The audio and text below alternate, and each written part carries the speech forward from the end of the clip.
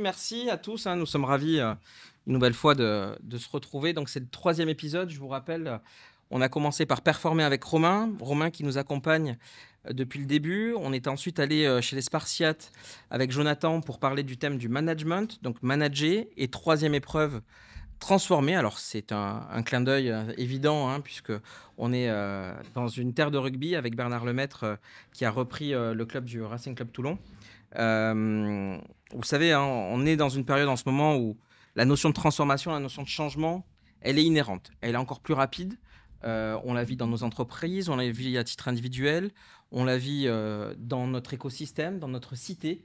Et aujourd'hui, on a envie de travailler un peu et d'échanger avec vous sur cette notion de transformation et de transformer à travers les parcours donc, de Bernard Lemaître, de Romain Barnier et de Jonathan Zwickel.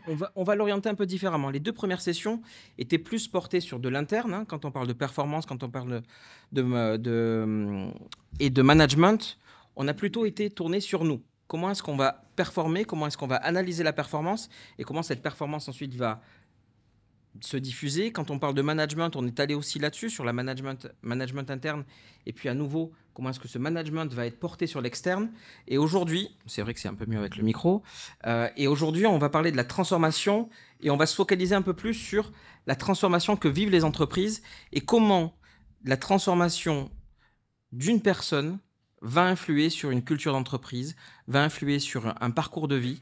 Et on reprendra le parcours de Bernard parce que vous verrez qu'il a commencé sa carrière d'entrepreneur à 40 ans, donc c'est le plus bel âge, parce que j'ai 40 ans encore pendant 4-5 jours, donc j'en profite. Et on abordera plein de sujets. Alors évidemment, encore une fois, merci beaucoup Romain, merci à Jonathan et merci à Bernard de nous accueillir aujourd'hui. Merci à vos équipes également, puisque si on peut vous accueillir dans de telles conditions, c'est grâce aux équipes du RCT.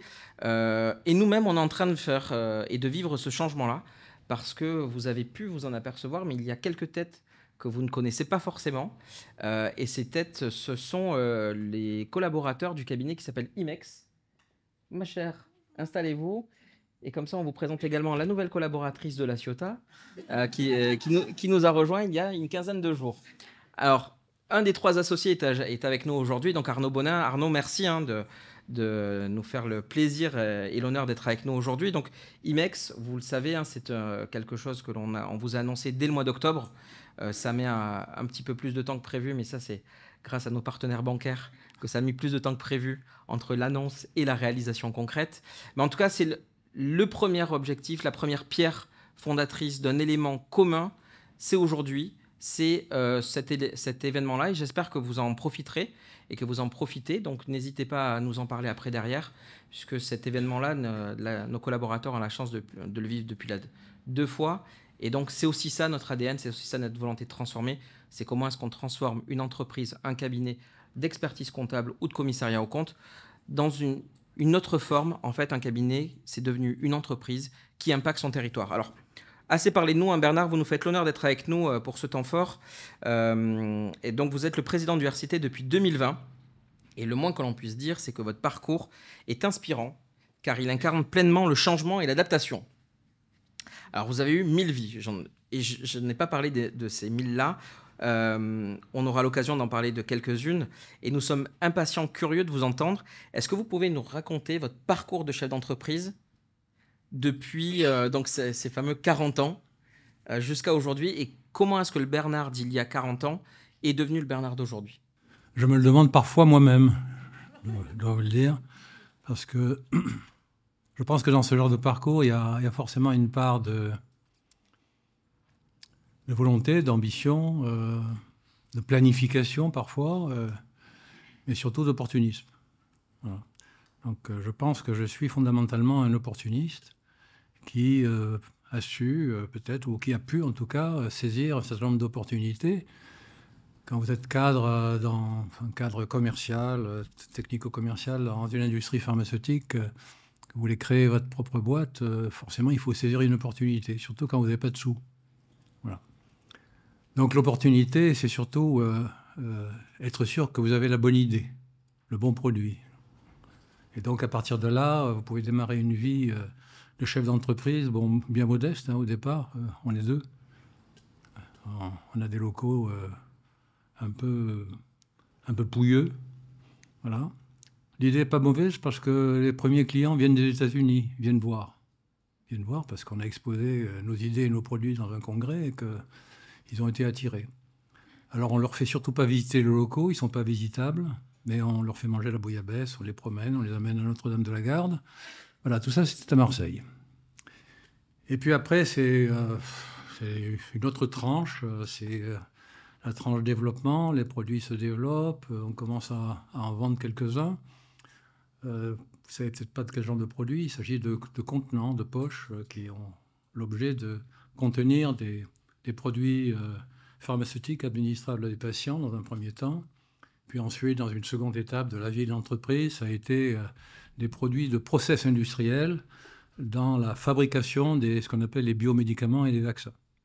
Voilà, tout ce qu'on voit aujourd'hui comme médicaments et vaccins de nouvelle génération, en particulier ceux qui ont illustré la période Covid, viennent de ce type de développement et nous avons contribué à aider à fabriquer ces produits avec des techniques de production complètement nouvelles. Ça veut dire qu'il faut vendre, non pas des produits, il faut d'abord vendre des concepts, des idées.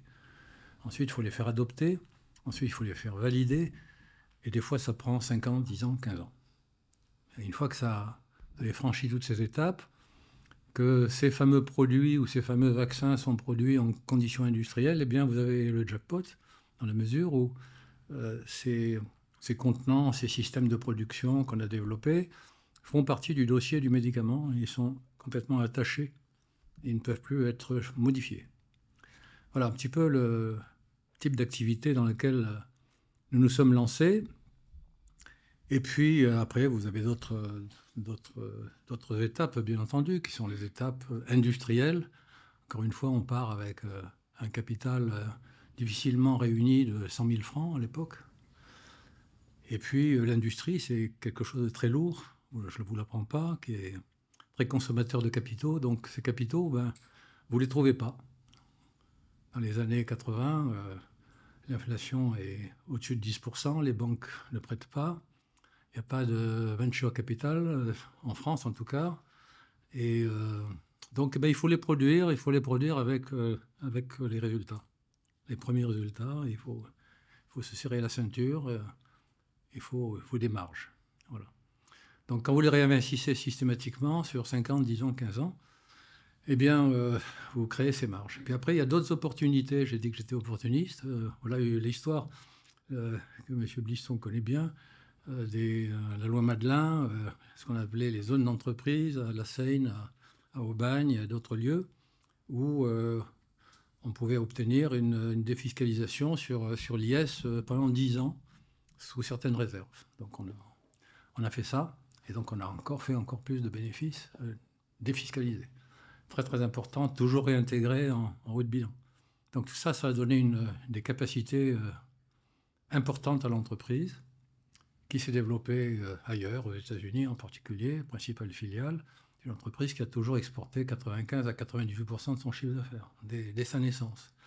Donc c'est le côté international, qui est un autre challenge, c'est le côté aussi, je dirais, extraordinairement exigeant de l'industrie que l'on sert, l'industrie pharmaceutique, qui est certainement une des plus difficiles au monde, quand vous venez de nulle part et que vous prétendez collaborer avec eux dans ce qui est l'essentiel de leur vie, qui est leur propre production de médicaments. Voilà, donc les différentes étapes, différentes tranches, et dans quelle mesure, c'était dans la question, je crois, ont-elles amené des transformations ? Eh bien, les transformations naturelles d'une entreprise qui part de rien, qui termine avec plusieurs centaines d'employés. Donc, c'est pas du tout la même chose. Voilà. C'est tout la même chose. Je me souviens de l'époque où on était 5, 10, puis ensuite on était 50, et puis après on s'est déplacé à Aubagne, et puis là, après on grandit, on crée des filiales ailleurs, et tout ça, ce sont des adaptations qui non seulement transforment l'entreprise, mais transforment ses modes de pensée. On n'est plus centré sur soi-même, on est centré sur l'ensemble de l'entreprise qui elle-même, bien que petite échelle, est quand même une entreprise véritablement internationale, leader. On a toujours été leader mondial dans notre spécificité, ce qui est un bel exploit. On a été classé comme ça par les Américains eux-mêmes, c'est intéressant. Donc, et puis ça vous transforme vous-même. Parce que vous êtes obligé d'anticiper ces changements dans votre personnalité, parce que le chef d'entreprise, qui reste une PME, PMI, doit être une sorte de, sinon un modèle, je ne pense pas sur le plan de la personnalité, mais sur le plan de sa capacité d'expression managériale, son expression vis-à-vis de ses collaborateurs, ses liens, qui sont des liens très, très étroits, on est dans un petit monde. Donc tout ça, c'est une transformation, une adaptation permanente, qui fait qu'on finit par, non pas oublier, mais ne pas être le même au bout de 5 ans, 10 ans, 15 ans, qu'on était tout à fait au début. Un premier élément de réponse peut-être. Alors, quand vous dites ça, ça me fait penser à une citation de Churchill qui disait qu'un pessimiste voit dans chaque situation une difficulté ou un problème, alors qu'un optimiste voit une solution. Est-ce que dans cette notion de performance, dans cette notion de transformation, il y a eu des temps clés pour votre ancienne entreprise? Et puis après, à partir du moment où vous avez repris le RCT également, est-ce qu'il y a eu des passages de transformation où vous vous êtes dit, tiens, là, je sais que c'est le moment, il faut que je le fasse, peut-être à contre-courant, ou en tout cas, la trajectoire, elle est là. Oui, l'évolution d'une entreprise comme ça, elle n'est pas linéaire, bien qu'elle l'ait été relativement quand même, puisqu'on a toujours été en croissance très forte. Mais il y a quand même des moments où c'est un peu plus bas. Et donc, j'ai toujours saisi ces moments bas comme étant des opportunités de rebondir sur l'après. Donc, c'est en général le moment où j'ai toujours investi le plus. Voilà. Donc, il ne faut pas avoir peur. Il faut être sûr de son potentiel de revenu. Il faut avoir une énorme confiance en soi. Il faut savoir la transmettre. Voilà, c'est ce que je pense que j'ai réussi à faire. Moment clé avant Steadim, bien avant ma société, ça a été l'introduction en bourse. C'est un moment extraordinaire dans ma vie d'entrepreneur, une expérience unique dans ma vie personnelle. C'est pas beaucoup l'ont fait. Rentrer directement au second marché, très rapidement une entreprise très joliment cotée. Il faut évidemment jouer le jeu, beaucoup de communication financière. J'ai été jusqu'à 120, 125 one-to-one par an, plus toutes les réunions globales de communication. Donc c'est extraordinairement exigeant, parce que dans le même temps, il faut gérer sa boîte, n'est-ce pas? Il faut aller d'un pays à l'autre. Il m'est arrivé pendant 2 ans d'être plus souvent aux États-Unis qu'en France. Enfin bon, voilà. Tout un tas de choses qui font que ça aussi, ça vous impacte. Ça vous impacte. Bon, ça n'a pas affecté ma santé, ça va, je suis encore bien. Mais ça vous impacte et ça vous montre une chose, c'est que finalement, le possible est toujours présent. Et la fibre entrepreneuriale, elle était là avant les 40 ans, il a fallu attendre le bon moment, un niveau de maturité, il a fallu... Comment ça s'est déclenché, ça? Non, là aussi, c'est l'opportunité, c'est l'opportunisme. L'opportunisme, c'est une rencontre avec des chirurgiens et des réanimateurs de renom à une époque où l'alimentation par voie veineuse des patients était un énorme problème. Voilà. Il fallait la rendre intelligente. Et je dois dire que l'idée originale vient d'eux. Notamment, c'était des chirurgiens, des réanimateurs, des pharmaciens, un groupe de gens avec lesquels je collaborais dans mon ancien laboratoire. Et je me suis dit, mais c'est ça qu'il faut faire. Voilà, donc il faut le créer. Il faut créer des matériaux plastiques nouveaux, il faut créer des modes de production, des modes de soudure sur plastique qui sont nouveaux, qui n'existaient pas, parce que ces matériaux plastiques sont nouveaux. Donc, vous ne soudez pas un plastique comme ci, avec un plastique comme ça n'existe pas. Voilà, donc il faut inventer beaucoup de choses. Et donc, c'est ça qui a créé l'opportunité. Voilà. Donc, 40 ans, c'est tombé comme ça, oui, plutôt 41 même. Et donc, c'est ce qui fait que 20 ans plus tard, très exactement, 28 ans plus tard, je me suis dit, après être monté assez haut en termes de revenus, d'expériences diverses, acquisition de sociétés aux États-Unis, etc., je me suis dit, est-ce que tu n'es pas en asymptote là? Vous posez la question, j'avais 68 ans. Donc d'où l'idée de vendre, mais sans lâcher le bébé. Sans lâcher le bébé, ça ne veut pas dire que je voulais jouer un rôle managérial dans le nouveau groupe constitué, mais que je voulais avoir une sorte de contrôle moral, en quelque sorte. Donc, j'ai choisi un partenaire avec lequel on a fait ce qu'on appelle une fusion-acquisition, en technique adéquate, et que ça a donné de bons résultats, puisque après cette fusion-acquisition, nos deux entreprises devaient représenter à peu près 320 millions d'euros de chiffre d'affaires, et aujourd'hui, 15 ans après, on est 3,5 milliards.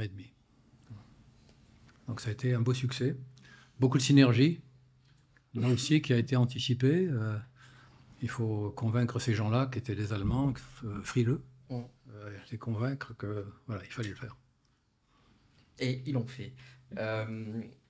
Qu'est-ce qui vous a amené à... Donc, cette expérience entrepreneuriale vous emmène, vous fait vivre des temps incroyables, et puis on se dit, à 65, 70 ans, c'est bon, quoi. J'ai fait mon introduction en bourse, je suis passé à 3 milliards. C'est quand la flamme pour se dire, je reprends le RCT? Est-ce que vous la créez peut-être? Ouais. Et pourquoi vous avez repris le RCT? C'est beaucoup plus tard, en fait, c'est 15 ans plus tard. Voilà. Dans le même temps, dans le laps de temps, durant ces 15 ans, on a créé avec l'aide d'un banquier d'affaires qui est devenu mon directeur général, Frédéric Beer, on a créé une société patrimoniale pour gérer les actifs issus de cette vente. Et on a fait un très très bon travail ensemble. Collaboration remarquable de sa part. Et il est toujours là d'ailleurs. Et donc, ensuite, il arrive un moment où lui, il est complètement pris dans son job, et moi, je m'ennuie, quoi. Je m'ennuie parce que faire de l'argent, c'est ennuyeux. Voilà. Donc, on en a fait beaucoup. On a triplé nos actifs. Et dans le même temps, j'observais, on avait nos bureaux à La Ciotat, et j'observais ce qui se passait ici. Et le RCT était en période de décroissance, de déclin. Et son président, à l'époque, j'avais lu quelque part qu'il voulait créer des infrastructures qu'il promettait au club depuis longtemps, mais qui ne se faisaient pas. Donc j'ai compris qu'il avait besoin d'argent, je lui en ai proposé, et c'est comme ça que je suis rentré au capital. Et après, de fil en aiguille, les besoins du club devenant criants, j'ai augmenté ma participation jusqu'au moment où voilà, j'étais à 100%. Parfait. Est-ce que je me fais entendre? Oui, oui. Voilà un petit peu la petite histoire. Et donc depuis, ça fait 4 ans maintenant. Mais il manque quelque chose dans ma réponse, c'est que j'ai toujours eu, depuis mon retour de l'armée, en 62, j'ai toujours eu la fibre rugbystique toute ma vie. Et en particulier, il y avait 2 clubs que j'admirais beaucoup, c'était le Stade Français et le RCT. Pourquoi? Allez dire, je ne sais pas. C'était comme ça, donc je les suivais comme on pouvait les suivre à l'époque, à travers des reportages radio, un peu de télévision. Et puis quand vous êtes aux 4 coins du monde, vous téléphonez pour savoir quel est le résultat, quoi, même quand vous êtes à Pékin.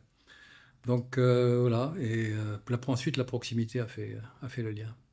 Donc Toulon a de la chance finalement que vous bossiez à Aubagne. Merci les zones de défiscalisation. Jonathan, Romain, vous vivez aussi des périodes de transformation. Alors, pour celles et ceux qui ne suivent pas toute l'actualité sportive, Jonathan donc, est le directeur général du hockey Les Spartiates, qui est allé en quart de finale des playoffs cette année pour leur première année en Ligue Magnus, donc la Ligue Magnus étant la Ligue 1 du hockey. Donc il y a une transformation qui est en train de s'opérer également, et le hockey est en train de vivre avec un entrepreneur comme Éric Lagache, ce que le RCT est en train de vivre avec Bernard Lemaître. Et Romain, toi, tu es passé de la natation au water-polo avec une volonté aussi de structuration. Donc, vous êtes à une étape indispensable de votre développement en ce moment. Quelles sont les actions fortes que vous avez mises en place sur ces dernières années pour cette transformation, pour acter la transformation?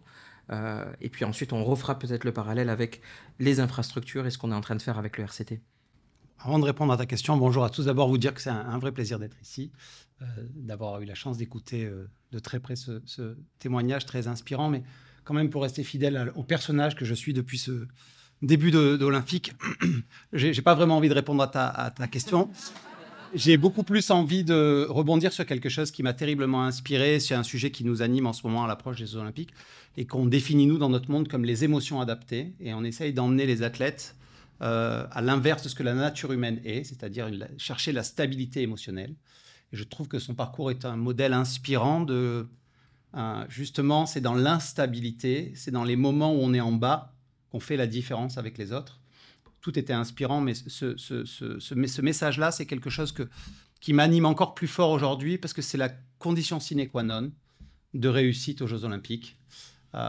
Parce que si vous cherchez de la stabilité émotionnelle dans le village olympique, vous allez mourir. Si au contraire, vous savez accueillir sans accepter certaines choses ou au contraire faire l'inverse, vous avez une chance dans ce moment-là qui est très particulier, qui est vraiment un moment très précis. Alors que là, il y a eu plein, à mon avis, de moments très difficiles. Ou de moments extraordinairement magiques, justement, qui sont les oppositions. Donc ça, c'était la première réponse que je voulais apporter, en tout cas, parce que j'ai aucun parcours entrepreneurial, donc je n'avais pas de choses à apporter. Mais en tout cas, vu cette réussite-là, et de me dire que quand je vais repartir, je vais leur confirmer aux athlètes que quelqu'un d'exceptionnel, pour avoir un parcours exceptionnel, il doit agir comme ça. Et j'en ai eu une preuve supplémentaire aujourd'hui. Merci de... Bon, Romain, juste avant, on s'est dit, est-ce qu'on continue à faire ce couple qui ne s'écoute jamais, ou est-ce qu'on va essayer de suivre le fil rouge? J'ai envie de suivre, mais... Et puis bon, j'ai dit non, c'est bon, on n'y arrive pas. Jonathan, donc, comme je le disais, les Spartiates passent un cap aujourd'hui. Ils sont arrivés en Ligue Magnus, donc en Ligue 1 l'année dernière, suite à la mise en redressement judiciaire d'une autre équipe. Les Spartiates ont pu monter. Dès l'année 1, vous performez, vous allez tout de suite en play-off. Est-ce que c'est le fruit du hasard? Est-ce que c'est le fruit de plusieurs transformations qui sont arrivées? Comment est-ce que toi, tu l'analyses aujourd'hui dans cette notion de transformation? Et surtout, à partir de là, c'est quoi ta base pour passer à l'étape suivante? Est-ce que tu es dans cette logique de transformation-là pour passer une étape de performance qui était notre thème que l'on avait abordé en session 1? Alors, j'essaie de répondre à la question. Et pardon, mais on rappelle aussi que Jonathan, en dehors d'être directeur général de hockey, est aussi fondateur d'une franchise, les Crocorico, donc les Croque-Monsieur. Donc on a une double vision à chaque fois, ou en tout cas on a une double casquette, chef d'entreprise d'un côté et sportif de l'autre. Et ancien athlète. Non, mais pour répondre à ta question, tout en mettant un parallèle avec ce que disait Bernard, effectivement, son histoire est extrêmement inspirante. Et le parallèle que je pourrais faire pour répondre à ta question dans le parallèle, c'est l'histoire avec les Spartiates, qui est une histoire très courte, puisque moi j'y suis ici depuis bientôt 7 ans et le club a 10 ans.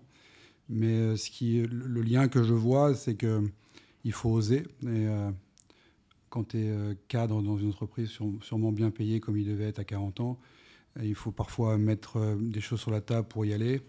Il faut avoir le cran de le faire. Et le rapport avec les Spartiates, c'est que quand je suis arrivé ici et que je venais de Rouen avec mes 3 enfants et que je disais que j'allais à Marseille faire une équipe de hockey, beaucoup de gens rigolaient.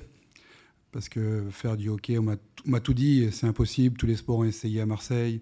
Tout le monde a échoué. Du hockey sur glace à Marseille, à l'OM. Tout le monde essaie de te décourager.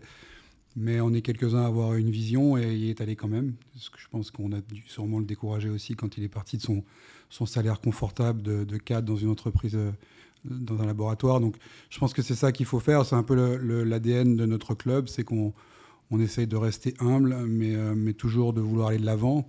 Et je pense que si ça s'est bien passé cette année, on sait à quel point il faut être humble dans le sport. Quand on réussit, il faut très vite relativiser cette réussite. Mais si on l'analyse, je pense que c'est quand même le fruit d'un travail qu'on a fait depuis quelques années, où on est allé étape par étape. Et au moment où l'opportunité s'est créée de franchir le pas, c'est parce qu'on avait fait les étapes avant qu'on a pu le faire. Donc les étapes, une des étapes, la dernière qui faisait partie, c'était ma volonté de professionnaliser, on va dire, administrativement le club, de rentrer des actionnaires. J'ai été historiquement président de la SAS et j'ai voulu volontairement me mettre en retrait pour faire rentrer Eric Lagage, qui est un entrepreneur avec un parcours un peu similaire, ce serait bien que vous rencontriez d'ailleurs, qui est parti de rien, qui a aussi tout vendu à 40 ans pour créer une boîte qui fait aujourd'hui 250 millions de chiffre d'affaires. une relation humaine tout de suite très forte et cette volonté de mettre en place, avant d'avoir une opportunité de monter au plus haut échelon, les conditions pour pouvoir y arriver. Si on n'avait pas fait ça, on n'aurait pas pu y arriver. Je ne parle pas de finalement avoir des bons résultats, etc. Mais structurellement, si le club n'avait pas anticipé la manière de s'organiser, on n'aurait pas pu, au moment où on a l'opportunité d'y aller dans des bonnes conditions. Ça, c'est à mon avis le facteur le plus important qui nous a permis d'avoir une bonne première saison. Pour répondre à la fin de la question, comment on n'arrête pas de nous dire, évidemment, c'est facile, comment vous allez confirmer. Mais confirmer, ça veut dire comment on parle de résultats.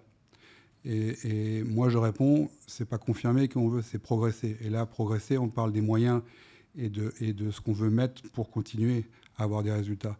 Et je pense que l'erreur, ce serait de se dire, c'est la panique, on n'attendait pas à ce qu'on fasse ce résultat, comment on va faire pour l'année prochaine avoir un meilleur résultat? Le sport, c'est incertain. La meilleure manière de continuer à avancer, c'est de se concentrer sur progresser, analyser ce qu'on a fait de bien et moins bien cette année, pour essayer à tous les niveaux du club de faire encore mieux dans la manière de travailler. Les résultats seront une conséquence, on espère qu'ils seront positifs, mais en général, quand tu mets les moyens et que tu fais les choses bien, tu as plus de chances de relever le challenge de l'incertitude sportive. Donc voilà, c'est un peu le parallèle que je faisais. C'est toujours assez passionnant de voir les liens qu'il peut y avoir entre des parcours professionnels d'entrepreneurs qui sont très proches finalement du sport. En fait. L'entrepreneuriat, pour faire les deux, à une échelle bien différente évidemment, mais petite ou grosse entreprise, on a les mêmes, en tant que chef d'entreprise, les mêmes problématiques, les mêmes excitations, les mêmes doutes.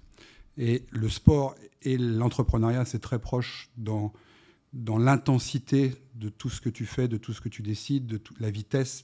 C'est toujours actif, c'est toujours... Et donc, il y a un vrai lien sur les caractères. Et c'est pour ça que je pense qu'il y a pas mal de sportifs, ceux qui sont câblés, qui réussissent après dans l'entrepreneuriat. Parce que le sport t'apprend des mécanismes qui t'aident quand tu entreprends. Et notamment de jamais te décourager, parce que si tu es entrepreneur et que tu es quelqu'un qui se décourage facilement, il vaut mieux que tu changes tout de suite de parcours. Donc, voilà ce que je verrais comme lien avec ce que j'ai entendu et notre parcours. Évidemment, de manière à notre niveau. Hein, parce que...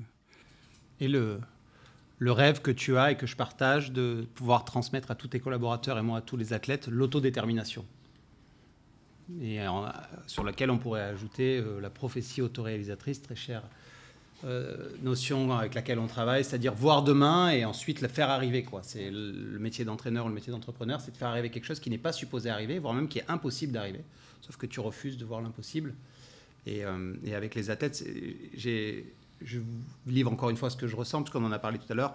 Comment est ton équipe l'an prochain? Il m'a dit plus forte sur le papier, avec toute l'incertitude que le maillage entre les nouveaux membres et l'ancien membre, même si sur le papier, sportivement, c'est plus fort, ça fonctionne moins bien que cette année. C'est pour ça que je rejoins énormément Jonathan sur le fait que confirmer, ça ne veut absolument rien dire en sport. Et que si pour vous, ça veut dire quelque chose, ça veut dire qu'on ne pense pas la même chose et que c'est intéressant de se rencontrer aujourd'hui pour confronter nos modes de pensée en se disant qui a tort, qui a raison. Peut-être que c'est nous qui avons tort. Mais sinon, vous arrêteriez de regarder le sport. Et qui a raison. Mais on doit arrêter de penser... Le résultat, c'est la conséquence des moyens, de l'énergie qu'on déploie, de l'investissement, et à l'inverse, de ce que les gens acceptent de donner à l'entreprise, de ce que les athlètes acceptent de donner à leurs coéquipiers, qui sont parfois leurs concurrents, à leur club, en étant capable, parce que c'est ce qu'il a fait, capable de dire que pendant 15 ans, je reverse tout dans la boîte alors que j'ai déjà commencé à gagner de l'argent. Comment je fais pour aller contre ma nature, qui est celle de profiter du gain que j'ai déjà gagné, pour un gain qui sera plus grand, plus important dans le futur, parce que je vois quelque chose, ou je pense voir quelque chose, parce que parfois, des fois, quand c'est assez magique, je ne connais pas le monde de l'entreprise, mais quand un athlète vous dit « je me suis retourné sur ma carrière et je ne pensais pas faire aussi bien », c'est qu'il n'était même pas capable de voir là, mais que de chemin, en rencontre, en énergie incroyable, en quelqu'un qui prend de temps en temps tes points faibles pour les rendre meilleurs, on arrive à faire des choses absolument extraordinaires. Et je crois que ça, c'est l'étape qui précède la victoire. J'ai entendu quelque chose de passionnant la semaine dernière de l'entraîneur Bob Bowman, de l'entraîneur de Léon Marchand, qui viennent de gagner les championnats NCAA pour la première fois de leur histoire. Ils ont dit, mais ça fait 4 ans qu'on est champion. Ça fait 4 ans qu'on se comporte comme des champions. Là, aujourd'hui, vous voyez quelque chose qui avait commencé il y a 4 ans. Très souvent en sport, quand on a la chance, comme on le vit, c'est-à-dire de vivre le quotidien, quand il y a une victoire, on l'a vu 2 semaines avant. Je pense que c'est pour ça qu'il est venu, ou s'il ne le savait pas maintenant, il le sait. Le match d'après, ce n'est pas le déroulement du match, c'est la préparation du match, les 15 jours, et en essayant... comme il a pu le faire dans l'entreprise ou comme nous on essaie de le faire, de voir avant les autres les moments qui sont les moments qui peuvent interférer ou au contraire qui peuvent accélérer cette possibilité de gagner le match. Et, voilà. Si je peux me permettre, tu as employé le mot d'impossible ou d'impossibilité. Et moi, j'ai toujours en tête ce mot de Winston Churchill qui a dit à peu près ceci. Ils l'ont fait parce qu'ils ignoraient que c'était impossible. Ça, c'est à propos des barrières mentales. Voilà. Ça, il faut lutter contre ça. C'est modèle inspirant de tous les champions qui vous répètent toujours j'ai jamais pensé que c'était impossible. C'est sûr qu'humainement, à un moment donné, il l'a pensé, mais que ça l'a challengé et amusé de jouer le personnage de celui qui ne croit pas et qui, un jour, s'est pris à son propre piège d'être celui qui peut démontrer aux autres que finalement, c'est lui qui avait raison. Il y a forcément des zones de doute qui sont immenses, des moments de solitude immenses avec des prises de risque qui sont colossales, abyssales. Et puis, il y a ce petit moment-là où vous vous dites, tiens, si seulement... Il y a le moment où on croit que ça devient possible et qui change tout. Et après, on n'est plus un humain, mais on est un super humain avec des super pouvoirs. Ça, c'est un peu tout. Ouais, exactement. Alors sur toutes les notions de rebond, c'est le thème de la quatrième session notamment. Comment accepter à un moment donné l'échec, le fait d'être dans le dur ou d'avoir une moins bonne performance, et comment est-ce qu'on arrive à rebondir après cet échec-là pour aller plus loin, ou en tout cas pour comprendre les raisons de cette préparation, de cette absence de préparation, cette mauvaise préparation, et qui nous emmènera à aller un peu au-delà. Alors Bernard, Jonathan en a un peu parlé, hein, vous êtes depuis 4 ans dans une nouvelle vision, dans une nouvelle ambition sportive. Où est-ce que vous en êtes par rapport au projet que vous avez programmé il y a 4 ans, en tout cas quand vous avez pris l'entièreté du capital, quels sont les grands chantiers qui ont été ouverts et qu'est-ce qui vous reste encore à accomplir pour amener le RCT où vous avez envie d'aller, l'emmener? Et la question suivante après, c'est où est-ce qu'on emmène le RCT? Je poserai la question après aux autres. Beaucoup de chantiers. Le chantier fondamental, essentiel, c'est qu'il faut exister, continuer d'exister. Donc, tel qu'était le Rugby Club Toulonnais en 2018-2019, il était moribond. Personne ne le savait, sauf ceux qui l'ont audité, et étant carrément en état de cessation de paiement. Donc il fallait mettre des capitaux, et ensuite, étant donné que dans ce sport, on n'en gagne pas, au mieux en équilibre, il faut continuer à en amener année après année. Donc, vous êtes bien placé pour le savoir, donc ça c'est le premier chantier, je dirais, il est en quelque sorte permanent, et en parallèle de ça, il faut absolument se battre comme des chiens pour créer des revenus, et on est dans un milieu, pour créer des revenus, il faut avoir des résultats. Voilà. Un club comme l'URCT, c'est sa notoriété qui doit l'emmener plus haut en termes de revenus. Donc que ce soit le sponsoring, que ce soit les hospitalités, le ticketing, l'événementiel, les ventes, le merchandising, enfin, toutes ces activités-là, elles ont des limites. Ce sont des limites qui sont imposées par la situation du club, par beaucoup de facteurs. Mais ces limites, il faut les faire sauter. Et pour les faire sauter, il faut absolument être au plus haut niveau. Il faut que quand le RCT gagne, les rues entières de Toulon soient remplies de gens qui ne savent pas pourquoi ils sont là, mais ils sont enthousiastes. N'est-ce pas? Bon. Et ils sont prêts à n'importe quoi pour boire plus de bière, pour acheter plus de maillots, pour venir plus souvent au stade, etc. Bref, pour créer de la valeur. Donc le succès, c'est le produit du club. Le produit du club, il s'appelle gagner, il s'appelle victoire. Il n'y en a pas d'autre. Tout le reste, c'est illusoire. Et tous ces autres revenus ont des plafonds de verre qui sont relativement limités. Voilà. Donc l'aspect économique. Le deuxième, c'était le chantier organisationnel. Il faut créer une organisation qui performe. Elle doit être, il faut des gens compétents. Il y en avait au club, beaucoup. Ils sont restés, pour la plupart. Il faut des gens compétents. Il faut des gens qui soient toujours habités par la passion du club. Et il faut beaucoup de cohérence entre deux activités qui n'ont pas l'air naturellement mariables. C'est tout ce qui n'est pas sportif et tout ce qui est sportif. Il faut qu'il y ait une cohérence. Il faut qu'elle se sente au quotidien. Il faut qu'elle, quand on la touche presque du doigt, il faut qu'elle soit palpable. Il faut que les joueurs la sentent. D'abord parce qu'ils en ont besoin, mais il faut aussi que les administratifs le sentent. Donc il faut créer les conditions de cela, de façon à créer cette synergie. Et puis, il y a évidemment les infrastructures. On est au milieu, là, il n'y avait rien. Ou alors dans un état tel que... Voilà, il faut donner envie à tous ceux qui forment la communauté d'un club, joueurs,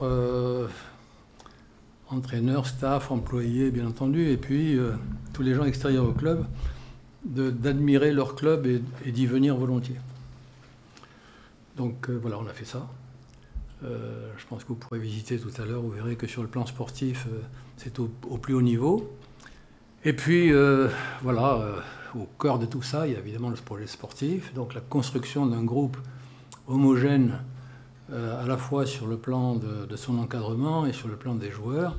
L'homogénéité, c'est difficile. Plus on est nombreux sur un terrain, plus c'est difficile. Parce que c'est plus difficile quand on est 15 que quand on est 11, et sans doute plus que quand on est 7 ou 5 sur les sports. Donc, autant de personnalités, dans le monde professionnel, autant d'origine, autant de langage. C'est très très difficile d'avoir une cohérence entre toutes ces populations. Et pour donner de la cohérence, il faut vraiment faut traduire une ambition forte. Il faut partager la même envie. L'envie, ce n'est pas une question de nationalité ou d'origine, ni de langue. C'est quelque chose qui sort du cœur humain. Voilà, il faut donner un supplément d'âme, à la fois sur les terrains d'entraînement et en même temps, bien entendu, dans les matchs. Donc c'est pas facile tout ça, ça se construit. Et dans l'histoire du RCT, il y a eu mon histoire courte, 4 années, un peu plus de 4 années. Il y a eu des épisodes. Un premier entraîneur qui n'a pas réussi ce mariage, alors que c'est un entraîneur de qualité. Un second qui a dû partir pour des raisons familiales, personnelles graves, alors que c'est un homme et un entraîneur merveilleux. Et puis Pierre Mignoni, aujourd'hui, qui est à la tête et qui, j'en suis sûr, va réussir. Voilà, tout ça sont des éléments. Je dirais que le coach, le head coach, c'est le personnage est aussi important que le président. Hein. C'est lui qui inspire tout le monde. Voilà. Donc, le rôle du président, c'est de lui faciliter la tâche, lui donner les moyens. Voilà un petit peu quels sont les différents chantiers pour lesquels on est passé et qui sont toujours des chantiers ouverts, vivants. Voilà. Quelqu'un m'interrogeait sur le terrain d'à côté. Là, oui, il y a des choses à faire. Elle est là, cette dame. Non, elle est partie. Elle est partie. Bon. Voilà. Donc, on va continuer à faire des choses. Jonathan, est-ce qu'on peut se dire qu'à l'impossible, nul n'est tenu et qu'on verra un jour les Spartiates au Vélodrome, par exemple ? C'est un projet. On discute avec les équipes de la branche opération de l'OM sur la faisabilité de faire ça. Ce qu'on appelle dans le hockey un Winter Classic qui est très développé aux États-Unis, Canada et même maintenant les pays européens, Allemagne, Suisse, et qui a déjà été fait 2 fois en France. On est vraiment en train de regarder la faisabilité financière, peut-être aussi dans le cadre de la promotion des Jeux Olympiques 2030 qui auront lieu dans la région sud. Donc c'est sorti un peu comme sur les réseaux sociaux, mais il y a effectivement un fond. C'est pas fait, mais c'est un projet. Nous, l'idée, c'est de continuer à exister sur Marseille à notre niveau. On ne se prend pas pour ce qu'on n'est pas, mais on pense très sincèrement, la vision qu'on a avec Eric Lagache, c'est qu'on a... il y a à Marseille, et on l'a prouvé déjà un petit peu, mais on est au début, il y a la place pour un sport de ce type-là, indoor, spectaculaire, américain. On va avoir aujourd'hui on sait aujourd'hui qu'on aura l'écran 4 faces qui permet d'augmenter encore l'expérience client, d'avoir cette interaction avec le public. Donc chaque année, on essaie de progresser dans ce domaine-là, de vraiment proposer une expérience, un spectacle. L'avantage du hockey sur glace, c'est qu'il est spectaculaire, même pour des gens qui ne comprennent pas ces subtilités, c'est spectaculaire, donc c'est distrayant pour tout type de public, que ce soit les enfants, les femmes, les hommes, les plus vieux, les plus jeunes. Et donc on essaye de vraiment... l'idée, c'est de faire de Marseille le plus grand club français dans les 5 ans. Comme je le disais à Bernard tout à l'heure, on a la chance, nous, d'avoir un sport qui économiquement est encore accessible. C'est-à-dire qu'avec le plus gros budget, c'est Grenoble avec 6 millions, 6,5 millions. Ça ne les a pas empêchés de se faire sortir par Bordeaux qui nous ont sortis en quart de finale. Donc c'est la preuve que c'est pas le budget qui fait tout. Mais donc c'est des économies qui nous permettent, dans un modèle économique sans perte d'argent, équilibré, on sait qu'on a le potentiel de devenir le plus gros club français. Là, je parle de potentiel, après, il faut le faire. Mais la patinoire, les infrastructures nous permettent de l'imaginer. Donc voilà, c'est ce qui nous anime, c'est notre objectif moyen terme. Et on sait aussi que ça va nécessiter des étapes, mais c'est vers ça qu'on veut aller, et c'est ça qui nous motive. Et après, bon, c'est une échelle différente en termes de budget avec Bernard, mais tout ce qu'il a dit, c'est ce qu'on vit aussi, c'est-à-dire le cœur de ton réacteur, c'est le sport. Parce que c'est bien de se diversifier, de se structurer, parce qu'il faut le faire, parce que c'est ça qui vient au service du sport. Mais au final, le cœur du réacteur, c'est le sport. Il faut gagner. Il faut raconter une histoire, il faut que les acteurs soient inspirants, gagnent et représentent des valeurs qui correspondent à la communauté qui te suivent. Donc si tu t'écartes trop de ça, tu te trompes de combat. C'est du sport. Donc il faut être très concentré sur le sport tout en structurant les autres paramètres. Mais on a exactement les mêmes problématiques qu'explique Bernard pour son club, à une échelle différente, mais c'est les mêmes problématiques. Romain, est-ce qu'il y a un playground qui te ferait vibrer, puisqu'on parle du vélodrome pour le RCT et pour le hockey? Est-ce qu'on se dit c'est le Vieux-Port? Sur une première phase un peu sérieuse, d'abord merci Bernard pour cet éclairage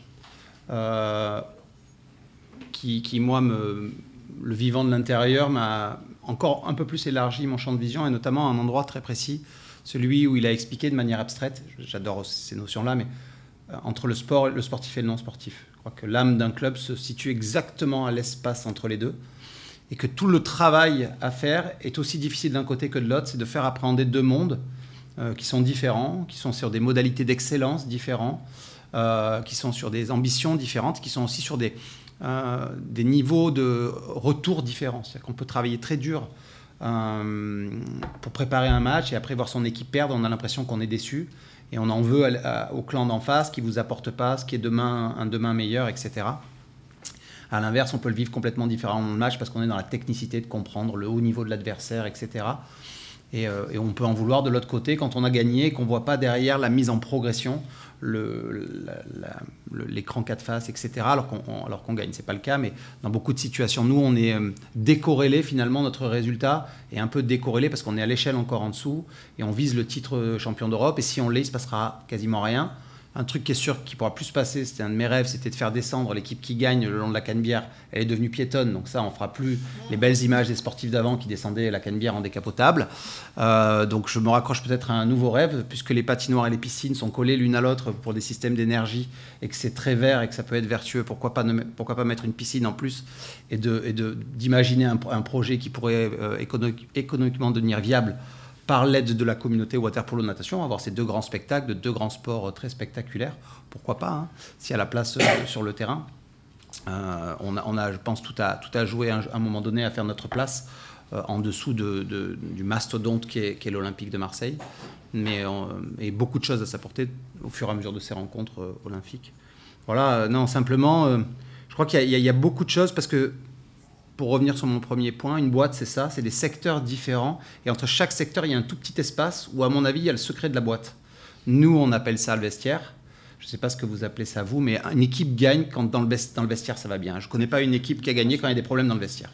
C'est la machine à café, ou peut-être pas, mais ça peut aussi être autre chose. Mais le vestiaire, c'est l'endroit où tous les gens qui vont porter les espoirs de la boîte pendant 1 heure ou 2 passent ensemble, partagent ce moment-là et ensuite vont livrer le combat. Donc peut-être trouver une plus belle symbolique. La dernière fois, on avait parlé de la machine à café, mais peut-être que vous pouvez inventer chez Crofi-Corette, peut-être la première boîte française à avoir un vestiaire où on vient changer et on devient une boîte sport. Je vous lance une idée. Il y en a un à Michelet. Alors, si c'est pas la machine à café, c'est l'apéro du vendredi soir, 18h. Il y a votre lieu. Mais si à un moment donné, il manque une personne dans le vestiaire et qui va jouer ce soir-là, vos chances, c'est pas simplement le pourcentage que représente cette personne, c'est beaucoup plus que ça. C'est tout un travail qui a échoué en amont dans la préparation Et dans ces espaces entre les secteurs et la compréhension, ne pas jalouser le fait que l'équipe commerciale qui vend gagne plus parce qu'elle est au système de com, ne pas jalouser pour un entraîneur que certains athlètes gagnent plus parce que c'est eux qui sont sur le terrain, c'est eux qui prennent les coups. Ne pas se frustrer quand moi, de mon côté, je vois le dynamisme aujourd'hui avec lequel les Spartiates ont pris de la place que pourrait occuper le CNM parce qu'ils ont 10 ans et qu'ils sont une start-up et j'ai l'impression que d'être Air France contre Ryanair qui va 2 fois plus vite et que je suis en train d'essayer de déplacer les mentalités dans une vieille maison qui date de 1920 et que je crie pour qu'on aille un peu dans cette direction-là. On n'aura jamais 5000, on n'aura jamais tout ça, mais on a aussi d'autres choses et on a ce que Bernard essaye de faire qui est différent de ce que Jonathan essaye de faire, c'est raccrocher une histoire qui est déjà très belle dans une modernité qui n'attend qu'à être inventée. Et voilà, donc c'est différent, c'est tout aussi passionnant. Il y a zéro note. Au contraire, moi, je suis très inspiré par ce qu'ils font et ça me permet aussi en interne de dire on est nuls, ils sont beaucoup plus forts que nous, bougeons-nous. Voilà, enfin, j'ai quelqu'un qui va me permettre de leur faire comprendre comment passer vite, parce que tant que tu n'as personne, finalement, tu es bien. Et puis, on peut toujours te dire c'est que du water polo ou c'est que de la natation. Sauf que quand c'est Laure Manodou ou Florent Manodou qui a mis la course, c'est pas que de la natation, c'est de l'inconscient. C'est de la transformation culturelle des gens. Et au départ, c'était qu'une poche en plastique. Puis ça a fait des milliards, quoi. Donc, c'est ce que tu as envie d'en faire qui est important. Mais le cercle n'est pas nul. Il y a une marge de progression. Je le fais volontairement. Et il y a plein de choses passionnantes qui se sont passées dans les 4-5 dernières années. Et on montre un visage qui est complètement différent. Mais c'est dur. On est vraiment dans un tout petit sport. On n'est pas aidé à toutes les échelles de progression. Il a fallu qu'on soit 4e au championnat du monde et qu'on détienne un garçon qui est extraordinaire pour qu'on parle de nous pendant 15 jours. C'est pas facile. C'est pas le rugby, c'est pas les grands stades. On a gagné des matchs contre des grandes équipes européennes. Les gens restent 5-6 minutes sur le parking devant un food truck sympa qui ferme à juste 10 minutes après le match et puis tout le monde s'en va, quoi. Donc tu passes des émotions qui sont tout en haut à des choses qui ont été préparées avec beaucoup de passion et puis ça s'éteint très vite. C'est sûr que le rêve, je trouve que l'image de Bernard qui est de dire c'est pas de gagner des matchs qui est important, c'est de retrouver des gens dans la rue après le match heureux qu'on ait gagné le match et qu'une ville vibre. Forcément, quand vous êtes animé par ça, c'est tellement plus facile quand c'est dur un conflit avec quelqu'un alors que vous rêvez de faire transformer la vie des gens plutôt que de simplement faire plaisir à quelques mecs qui sont tous d'un pays différent, qui s'entendent ou qui s'entendent pas. Ça vient du monde entier en rugby, avec des cultures différentes, l'interculturel. Il y a des gens qui sont pro-français. Pourquoi on fait venir des étrangers? Pourquoi on a besoin de lui? On a la même chose en France. Il y a les étrangers qui ne comprennent pas pourquoi on les aime pas. Parce qu'on leur a demandé de venir, ils sont là, ils sont contents d'être là, surtout quand ils sont à Toulon plutôt que là où il pleut. Et puis d'un coup, ils comprennent qu'il y a des clans, qu'il y a des fonctionnements, il y a des cultures différentes et ils sont juste là pour donner. Ils n'ont même pas la possibilité de le faire. Il faut rentrer là-dedans. Mais si on rentre là-dedans que pour la perf, c'est dur. Si on rentre là-dedans parce qu'on sait qu'on veut rendre les Toulonnais heureux, parce qu'ils le méritent et que cette ville peut devenir un endroit incroyable dans 20 ans et apporter sa pierre, forcément, on est plus convaincant dans son message. Et je rappelle, notamment pour les nouveaux, dans le cadre du partenariat que l'on a avec le Cercle, vous avez des places pour chaque match. Les prochains matchs arrivent là. Issani vous renverra à chaque fois le calendrier. La séquence où j'ai critiqué mon institution, ça m'évitera de me faire virer. Sympa, merci beaucoup. Bon, c'est noté. Merci. Alors ça tombe bien parce que tu as évoqué à un moment donné le rapprochement éventuel à un moment donné de la glace et de l'eau. Et on voit aujourd'hui, et vous le voyez tous chez nos clients ou dans les discussions, que les sujets environnementaux, les sujets RSE sont des sujets qui commencent à être portés de plus en plus par les entreprises. Comment est-ce que vous, en tant que club sportif, et finalement tu en as aussi parlé dans une autre notion qui est la notion d'impact, comment est-ce que aujourd'hui vous les vivez dans le club et vous vous dites, ok, moi je suis un club d'export, mais en fait je ne suis pas que ça. Et c'est quoi les actions concrètes en tant qu'entreprise et en tant que club de sport, chacun dans vos clubs respectifs, vous mettez en place pour aller sur ces notions-là? Au RCT, RSE, c'est un élément important de la politique du club, à la fois pour des raisons, je dirais... Citoyenne, merci pour le terme, c'est exactement. J'ai cherché quelque chose qui ressemble à ça. Et en même temps, parce que c'est aussi un vecteur d'attrait, de partenaires, de sponsors qui veulent bien aider le club, mais à condition qu'une petite portion de leur aide aille dans cette direction. Donc on adhère complètement à ça. J'ai créé il y a 4 ans maintenant le RCT, mais rugby cœur toulonnais. Voilà. Donc le RCT cœur, le but c'est de créer des liens, voilà, de créer des liens à la fois avec nos partenaires, mais sur cet aspect, sur cette idée, ce concept, avec des objectifs très très clairs sur le plan sociétal, voilà, en particulier dans le domaine de l'insertion de l'éducation, dans le domaine en particulier celui des femmes, qui dans certains quartiers, certaines se sentent complètement abandonnées, donc on les aide. Sur le plan de l'emploi, il y a un forum de l'emploi qui se fait sur la pelouse synthétique du centre d'entraînement chaque année, qui remporte un grand succès. Et puis sur le plan environnemental aussi, voilà trois grands axes. Il y a à côté de ça d'autres actions plus mineures. Sur le plan de l'environnement, le 20 ou 21 mai, je crois, il y a le forum Neptunalia, on a essayé de l'appeler comme ça, qui est promis à un grand succès et qui est organisé, sponsorisé par le RCT et qui a comme thème, si vous voulez, la protection, non pas des mers et des océans, c'est trop vaste, mais au moins la Méditerranée, au bord de laquelle nous sommes. Voilà, quelques éléments. Et on est aidé dans ce domaine-là par des entreprises de toutes sortes. Certaines sont des tout petits partenaires qui veulent absolument qu'une portion de leur apport au club sur un plan sportif soit déroutée vers cette association, mais aussi des grandes comme Veolia, le Crédit Agricole, qui nous aident beaucoup. Ils ont une politique, que le RCT est un vecteur de cette politique. Voilà. Romain ? On est à une échelle, je pense, un tout petit peu inférieure, mais engagée sur le même principe, avec une complexité encore différente. C'est-à-dire que je vais rejoindre un peu plus Jonathan sur notre complexité. On chauffe de l'eau pour le confort et le plaisir et le rêve de quelques-uns. Alors qu'on sait que la natation peut faire du bien à beaucoup, on a des membres, on a beaucoup de membres, mais c'est vrai qu'on est dans un passage de transition, de pensée autour des piscines, qui consomment des produits chimiques, qui chauffent de l'eau de manière artificielle, qui chauffent l'air, qui traitent l'air, etc. On fabrique de la pollution pour la traiter en même temps, pour permettre à des gens d'exploiter une eau qui est propre, donc pas tomber malade, à plusieurs. Donc c'est un peu complexe.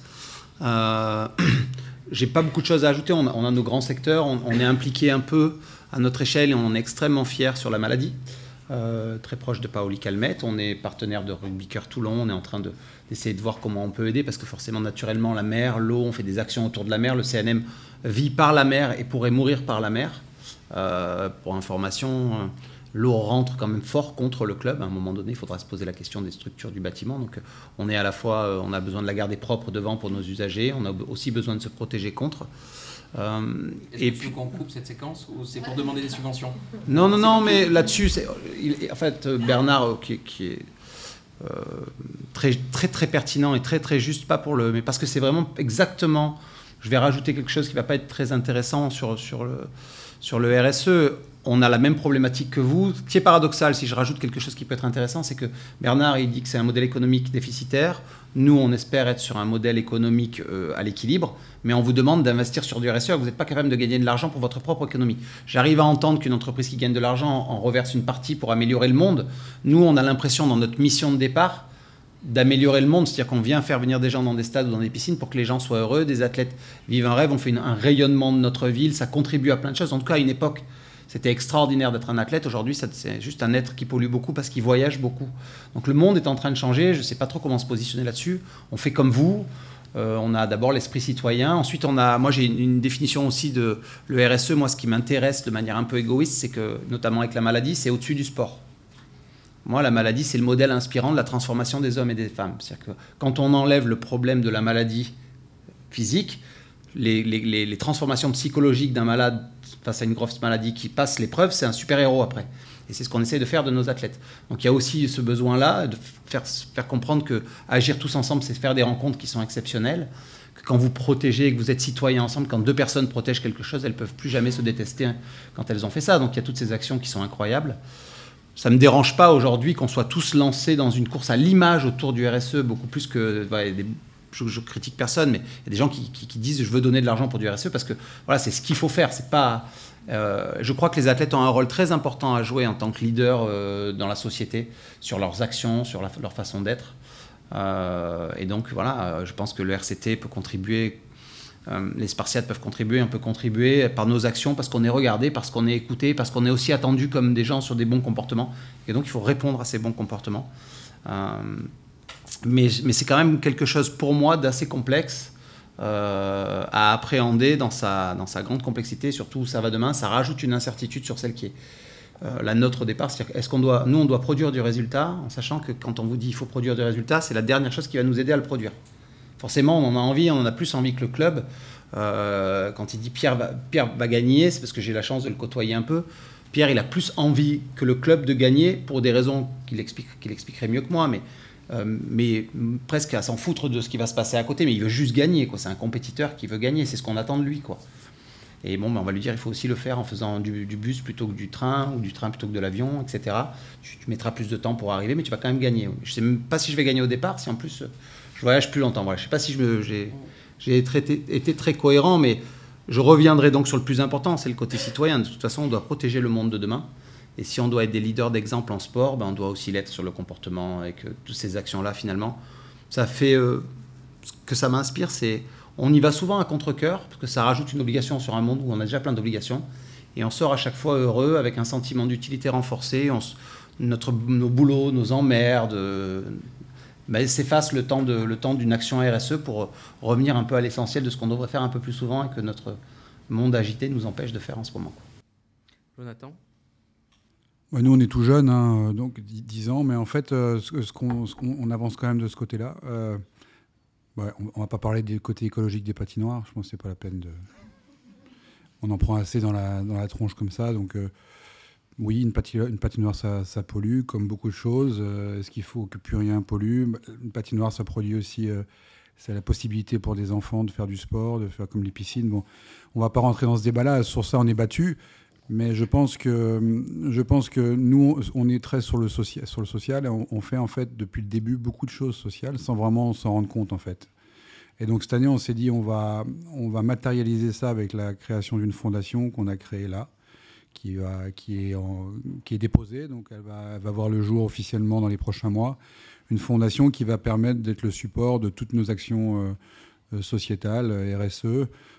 Voilà, on parlait de maladies, quand on envoie nos joueurs chaque année voir les enfants malades, quand on voit l'effet que ça fait, chaque fois c'est dur pour nos joueurs parce que c'est chaud quand même. Et quand on voit ce que ça donne sur les enfants, sur leurs parents et même sur nos joueurs in fine, on se dit que tout ça a du sens. Donc je pense que nos sportifs, ils sont, et puis nos cailleurs sont très, très là-dessus. On est content de le faire, même si c'est des contraintes, entre guillemets, pas contraintes, mais des choses à faire supplémentaires. Voilà, on a eu le trophée de la meilleure action RSE de la Ligue Magnus en allant faire Clean My Calanque avec tous nos joueurs. Donc on essaye d'être sur le territoire, de faire humblement des petites choses, et on l'a matérialisé cette année avec la création d'une fondation. Si des gens veulent rejoindre notre fondation future, on sera pour l'amorcer et la lancer.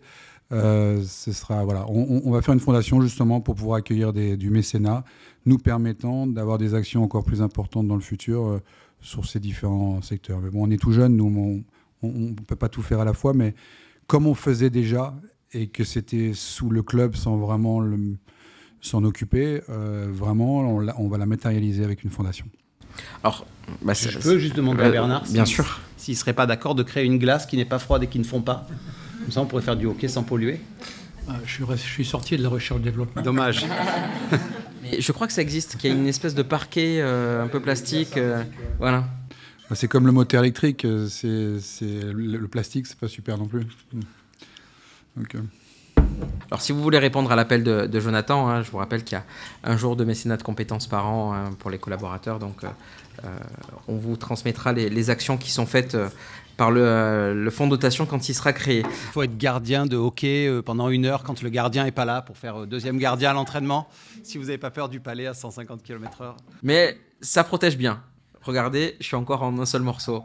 Alors justement, Romain, tu en parlais, cette notion d'exemplarité, cette notion de valeur, cet alignement qui est demandé aux athlètes et aux clubs.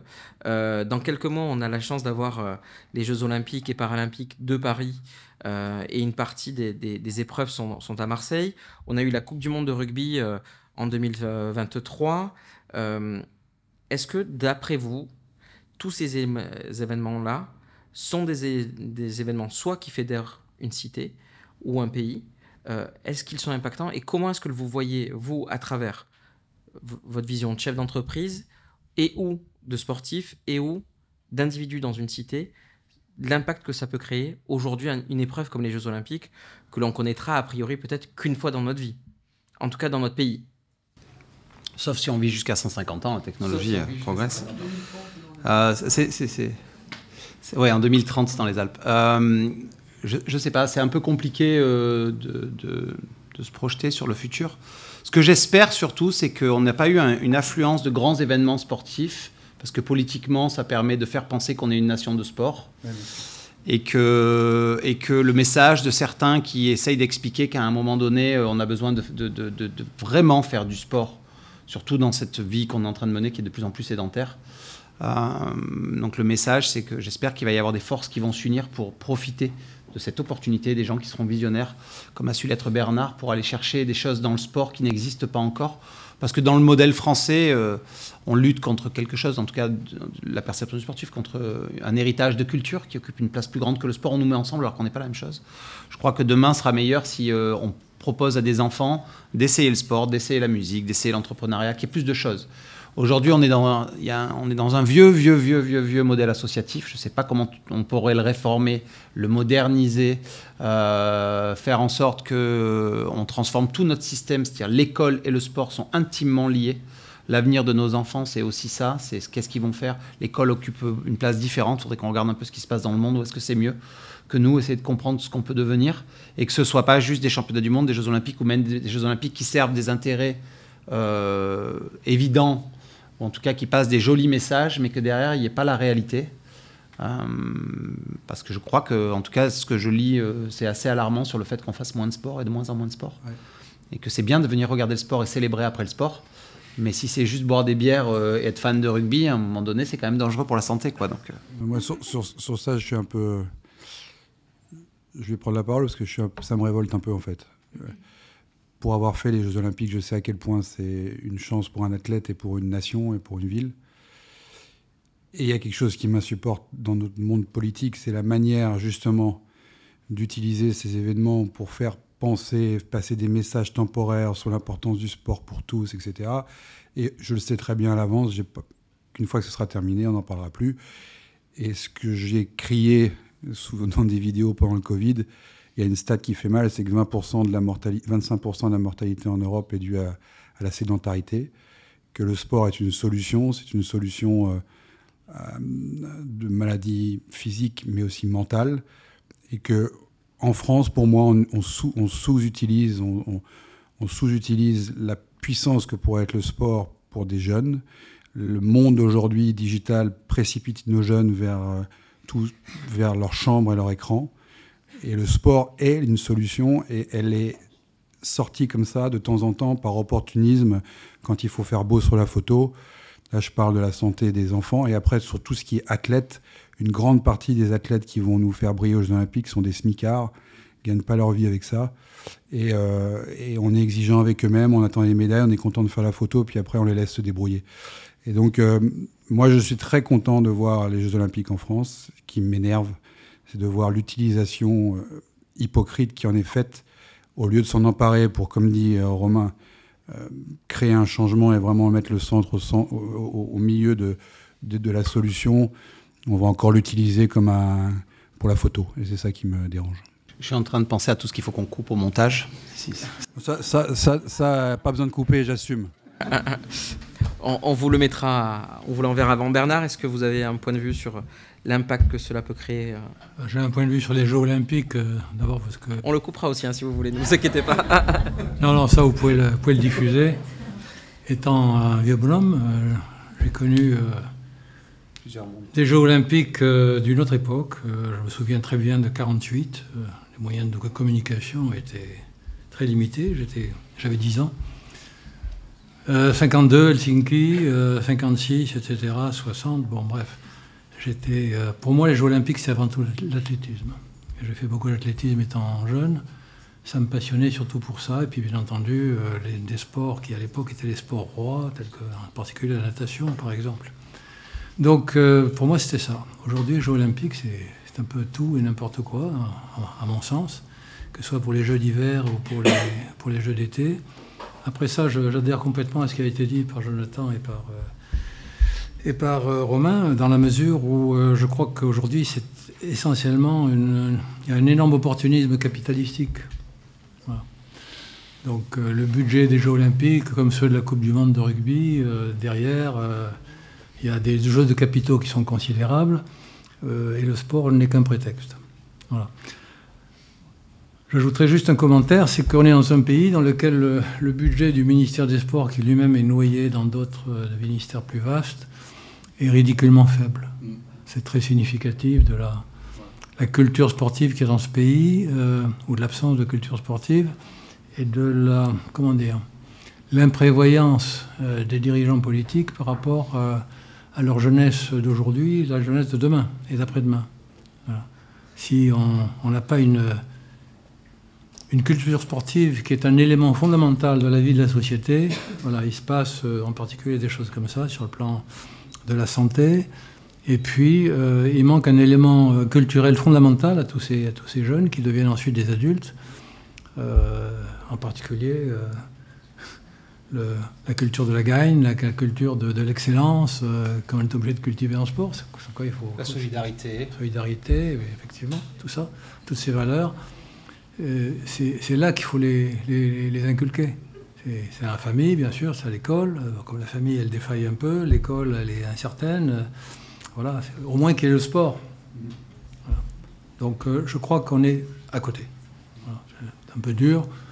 Ne coupez pas, hein, gardez. On est à côté. Vous pouvez l'envoyer même à l'Élysée, mon commentaire. Voilà, donc, voilà.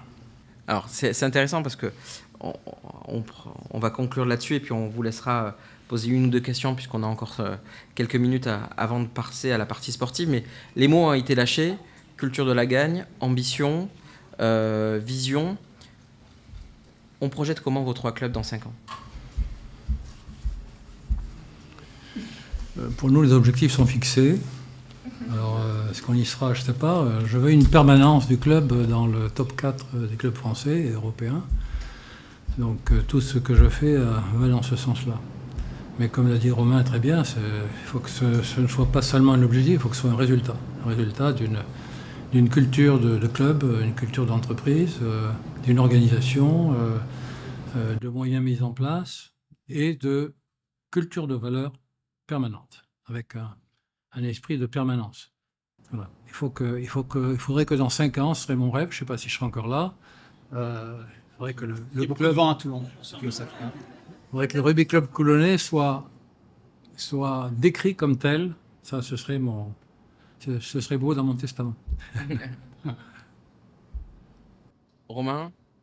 Alors, on partage exactement le même objectif, installé dans le top 4 européen pendant assez longtemps pour que sur une des campagnes, avec les éléments et la magie, à un moment donné, on gagne une Coupe d'Europe. Donc je ne lâcherai pas tant que ce n'est pas arrivé.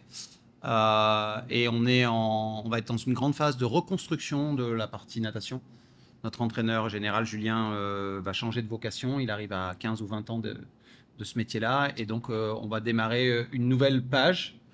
Ce sera à la fin des 20 ans, là, puisqu'on a tous fait partie de la même histoire. Finalement, il y a eu une succession de gens qui ont toujours été dans le projet. Cette fois-ci, on part sur une page neuve avec une vraie ambition de retrouver le plus rapidement possible le très très haut niveau en natation et de gagner des médailles olympiques. J'espère qu'il y en aura à ces Jeux olympiques-là et j'espère qu'ensuite, on a ce challenge extraordinaire là pour Paris qui nous amènerait de 2008 à 2024 d'avoir toujours mis au moins un athlète marseillais sur un podium. On a 99% de réussite sur les grands championnats d'Europe, championnats du monde, Jeux olympiques, sans qu'il y ait jamais un Marseillais en dehors du podium. Une seule compétition internationale sur les 15 ou 16 dernières années. Il est temps de tourner la page, de réinventer quelque chose aussi, ça fait du bien. Pour les gens qui sont fatigués, usés, pour les gens qui ont envie de venir. Donc on va accompagner ça avec un rêve, c'est qu'un jour, les deux, on vive les temps forts qu'on a vécu en natation, les temps forts qu'on vit aujourd'hui en water polo en même temps, dans un club plus structuré autour de ça.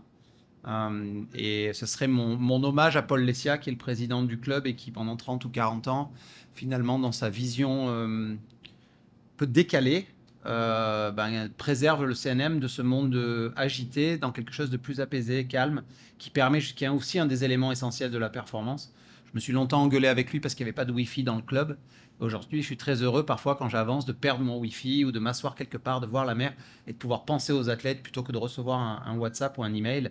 Qu'il n'avait pas tort là-dessus. Son petit paradis, son petit havre bien protégé, ça permet aussi pour nous de faire de la performance. Donc le duo, comme Bernard parlait, du président et directeur général. Ouais, c'est très important. Il a parlé de l'entraîneur en chef qu'on a chez nous, donc Julien et Miloche, qui sont les personnages clés. En fait, c'est eux qui supportent 90% de la pression. Bernard, il n'y a plus de pression. C'est quelqu'un qui a vécu plusieurs vies. Non, mais qui a une forme de pression, mais il est déjà dans de la transmission. Sa quête, elle est pour les autres. Et il le démontre bien aujourd'hui, le RCT. Il le fait pour offrir aux Toulonnais. Donc, c'est plus une quête personnelle. Pierre, il peut pas, au moment de son parcours, à un moment donné, ne pas avoir envie de prouver à Hugo Mola ou à d'autres managers, d'autres équipes qu'il est meilleur qu'eux. Il y a une partie de cette conditionnalité-là dans sa performance de demain. Je pense qu'il a un peu Je confirme. Voilà, il a un peu dépassé cette étape-là, Bernard. Et c'est ce qui en fait tout le charme et, à mon avis, toute la chance qu'ont les Toulonnais d'avoir un président comme ça. Et j'ai à peu près le même à la maison en termes de sagesse et recul sur les choses. Plus c'est la tempête, plus son expérience et sa sagesse est utile. Je pense que si tu l'as avec ton président qui a vu des choses dans son entreprise et qui viennent avec cette épaisseur qui fait qu'à un moment donné, quand tout est compliqué, il vous regarde en souriant, en vous disant on y va. Et là, ça fait du bien à ce moment-là, et puis on est meilleur grâce à ça. Jonathan, dans 5 ans, les Spartiates? On va être très concret. Un objectif sportif qui est de démarrer la saison à ce moment-là, on dirait vers 2029, ça veut dire qu'on démarre la saison en disant notre objectif c'est gagner le titre. Ça veut dire qu'on en sera au deuxième point qui est avoir créé un modèle économique équilibré sur un budget nous permettant d'avoir l'objectif dont j'ai parlé. Et le troisième objectif il serait vraiment populaire. Et là, on commence à le voir et c'est peut-être ça qui me rend le plus heureux, c'est quand je rentre dans cette patinoire avec 5500 personnes qui viennent voir du hockey à Marseille. Ça, pour un amoureux de hockey comme moi, qui n'est pas marseillais, et qui est réveillé à 6 ans, et que je me mets sur le banc et que je regarde autour de moi, c'est extraordinaire. On l'a fait sold out 4 fois cette année. Dans 5 ans, notre objectif, c'est qu'il y ait des billets qui ne soient pas disponibles à chaque match. Donc, on est une moyenne de 5500 spectateurs. Ça voudra dire que le hockey est devenu populaire vraiment à Marseille. 3 objectifs, sportifs, financiers et populaires. Alors, une dernière question, le temps que vous réfléchissiez à votre question. L'écart, puisque tu nous dis 5500 personnes en moyenne, ça se situe comment par rapport aux autres clubs, la moyenne des spectateurs sur les autres Aujourd'hui, on a la moyenne la plus élevée de France avec 4200 spectateurs, parce qu'on a la plus grande patinoire de France aussi, mais il faut le faire. C'est là où est le potentiel. La deuxième plus grande patinoire fait 4300, 4400 à Grenoble. Nous, on a 5500 sièges, on a des loges, on a des salons. Donc, on a l'outil pour optimiser notre club. Donc voilà, c'est ça l'opportunité. Il y a 6 ans, quand il y avait 200 personnes dans les tribunes, il fallait avoir la vision. Mais maintenant qu'on est à ce stade un petit peu intermédiaire, on peut se dire que ce rêve, cet objectif dont j'ai parlé avant, c'est pas un rêve utopique, c'est un rêve entrepreneurial réalisable, très ambitieux, mais réalisable. Seul désavantage, c'est que quand il y a 5500 personnes, le coach ne peut plus parler aux joueurs pendant qu'ils patinent. Parce qu'ils n'entendent plus, alors qu'à 200, nous, quand on avait un peu moins de monde, ou dans le Covid, quand il n'y avait personne, tu coaches comme à l'entraînement en match. Alors que là, un des messages qu'on a dit, on est à Split, il y a 2 jours, on a joué un match de Champions League. Le coach a dit, je ne pourrai pas parler avec vous, vous ne m'entendrez pas, puisqu'on sera en terre hostile et qu'il va y avoir du bruit. Donc, c'est à vous de jouer, les gars, parce que moi, je ne peux pas vous coacher là, ou je ferai quelques signes. Et à 5500, j'imagine que... Ils reviennent sur le banc toutes les 30 secondes, donc on peut leur crier dans l'oreille.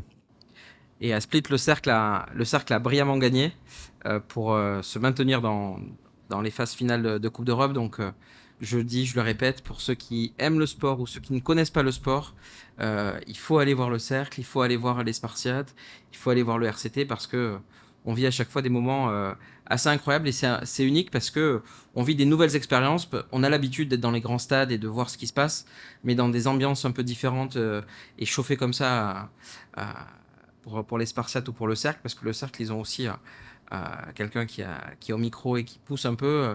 Il y a une vraie communauté autour de cela et c'est assez incroyable. Alors, il nous reste 2 minutes. Est-ce que certains ou certaines d'entre vous ont une question? Margot. C'est bien. De toute façon, il faut que quelqu'un se lance à chaque fois. Hein. Bon, merci, messieurs, en tous les cas, pour ce trio et ces belles remontées, ces belles retours d'expérience. Moi, j'avais une question sur justement le sportif en lui-même, puisque, donc, comme vous l'avez dit, le sport, c'est aussi ce que ça procure aux autres. Mais pour le sportif, finalement, il a quand même une carrière assez courte. Et aujourd'hui, on parle de valeurs justement de RSE.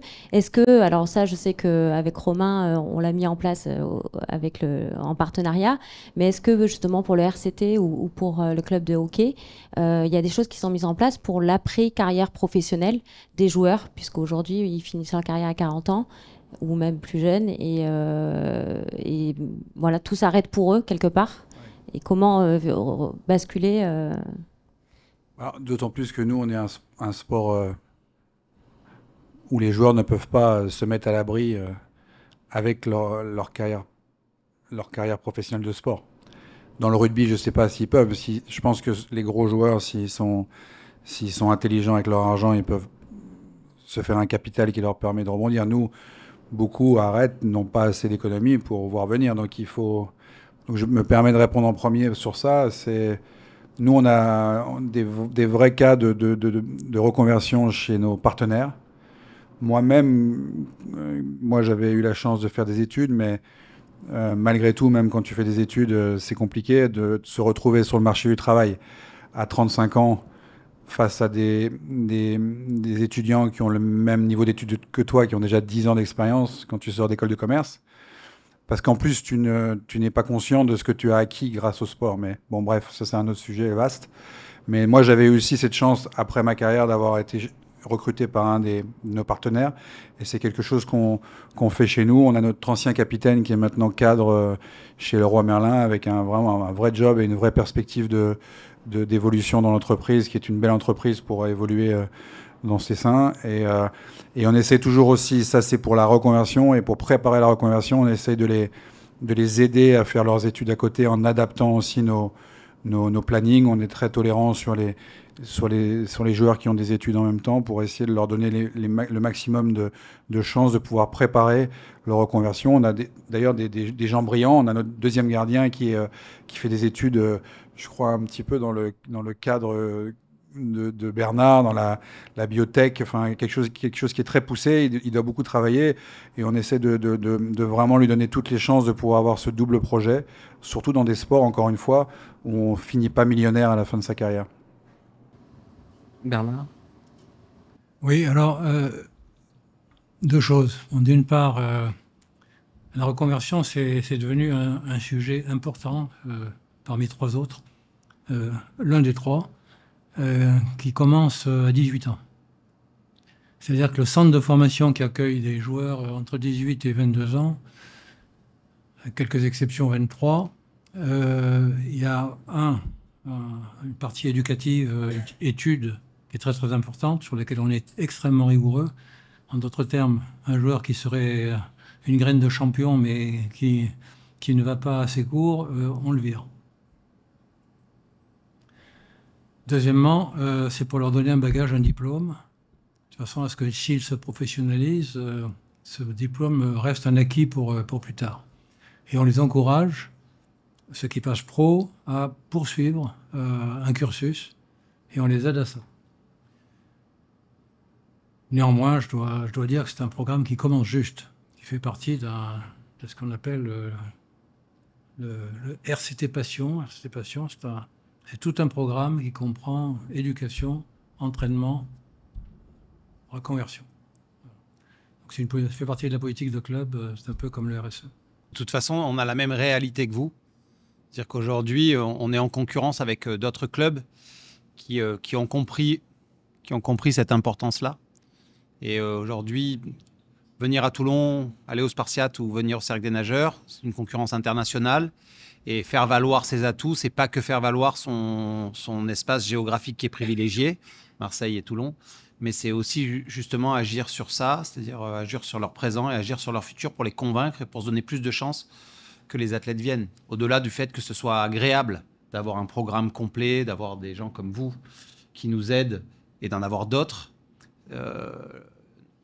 Pour le Cercle des Nageurs, c'est particulier, mais c'est vrai que par rapport aux autres clubs de natation, nous sommes structurés d'une manière très différente du fait de la nature même du club et qu'on a un véritable avantage concurrentiel sur les autres clubs qui sont simplement une piscine à un endroit et qu'on a tout un système d'entreprises autour de nous qui sont là pour le water-polo, pour la natation, mais aussi pour le cercle en lui-même, cet endroit où ce qui s'y passe, etc. Donc on a des partenaires qui s'intéressent pas forcément à la natation, pas forcément au water-polo, et qui pourtant veulent faire partie de notre aventure, ce que d'autres clubs ne pourraient pas faire. Et donc voilà, on a un réseau énorme et on peut en bénéficier pour mettre nos athlètes dans des dispositions avantageuses et donc avoir une chance de recruter des athlètes. Et donc c'est très bien comme ça parce que c'est vertueux. Jean-Michel. Tout d'abord, une petite fléchette sur les Jeux Olympiques. Je déteste le terme de paralympique. Pour moi, un athlète handicapé, c'est avant tout un athlète. Donc, Jeux Olympiques, point, ça se suffit, je trouve. On met la liste à l'Élysée aussi. Pardon ? Je suis d'accord, on rajoute ça au message de Bernard, on envoie à l'Élysée. Merci. Sur la responsabilité citoyenne du sport et des entreprises. À plusieurs reprises, vous avez cité Winston Churchill, Blood, Sweat and Tears.